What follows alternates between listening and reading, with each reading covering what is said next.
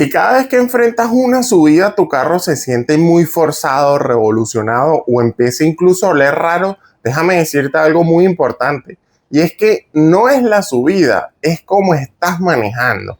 Mucha gente cree que subir una pendiente significa acelerar durísimo y ya. Pero esta es la peor forma de conducir, ya que vas a castigar brutalmente la transmisión. Y hoy te voy a explicar los errores más comunes al manejar en subidas, por qué se dañan las transmisiones y cómo tienes que hacerlo bien para evitar reparaciones carísimas. Así que vamos a empezar. El primer error, acelerar a fondo en plena subida. Este es un error muy común y sobre todo es el que más daña la transmisión, ya que cuando tú aceleras a fondo, la transmisión baja los cambios constantemente. El aceite se va a sobrecalentar y los discos internos van a trabajar al límite. En cajas automáticas tradicionales o incluso en la CVT, esto va a provocar patinamientos, desgaste acelerado y pérdida de presión interna. El error número 2, dejar que la caja decida todo. En una pendiente muy larga y sobre todo muy pronunciada, dejar la transmisión en modo totalmente automático hace que esté cambiando de marcha constantemente sin parar, que sube y que baje, que sube y que baje.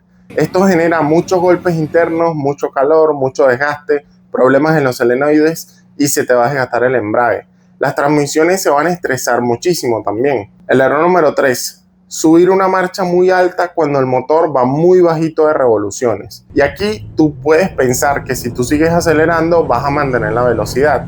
Esto lo que hace es que obliga a la transmisión a trabajar con demasiada carga. Esto genera vibraciones, tironeos y un esfuerzo muy grande en los engranes y en los discos.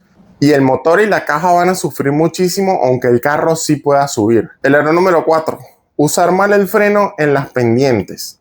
Ir frenando y acelerando constantemente en una subida, especialmente cuando hay tráfico, eleva mucho la temperatura del aceite de la transmisión.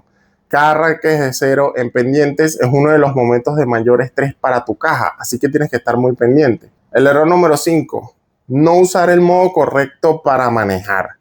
Muchos carros actuales ya tienen un modo manual, un modo Sport o marchas marcadas como la L, el 2 o la S. Ignorar esto en una subida larga obliga a la transmisión a trabajar fuera de su rango ideal. Estos modos existen justamente para proteger las cajas en condiciones más exigentes y cuando lo necesitamos. El error número 6, cargar demasiado peso en tu carro. Si tú le añades una subida más exceso de peso, esta es una combinación peligrosa, ya que el torque extra que exige el peso sobrecalienta la transmisión y acelera muchísimo el desgaste interno.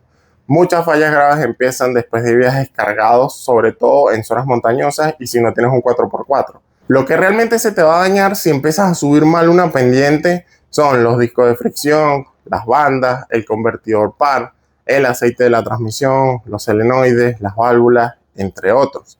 El daño no va a ser inmediato, pero se va a ir acumulando hasta que la caja empiece a patinar, empiece a patear o simplemente comience a no responder. La forma correcta de manejar en las subidas es mantener una aceleración constante, evitar pisar el acelerador a fondo y utilizar una marcha más baja cuando esta sea necesaria.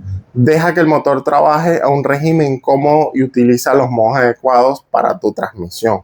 Y si no sabes, puedes utilizar la primera, la segunda o la tercera. En subidas largas es mejor subir con control que con mucha fuerza. Las subidas no destruyen la transmisión, sino los malos hábitos, ya que manejar en pendientes es una de las causas más comunes por las que fallan las cajas automáticas y sobre todo la CVT. Cambia tu forma de manejar y tu transmisión te va a durar muchos años. Esta información te es valiosa y te es útil, entonces suscríbete aquí abajo al canal. Y si quieres aprender alguna habilidad de mecánica para ti o para ganarte la vida, aquí abajo en la descripción te dejo un enlace para que te unas y para que aprendas. Nos vemos.